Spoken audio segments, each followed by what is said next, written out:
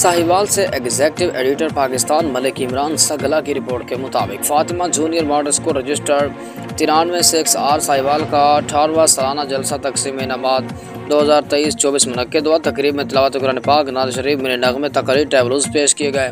बच्चों के वालिदैन ने बहुत सराहा। तकरीब का आगाज़ परचम कुशाई और कौमी तराने से किया गया।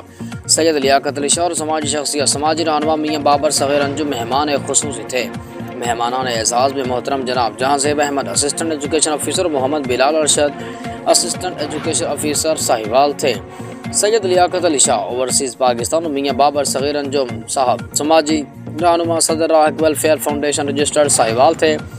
खुतबा इस्तकबालिया प्रिंसिपल साहिबा Fatima Iqbal Fatima junior model school registered 936 Sahiwal ने मुअज़्ज़िज़ मेहमान गिरामी और मुअज़्ज़िज़ वालिदैन और बच्चों का शुक्रिया अदा किया।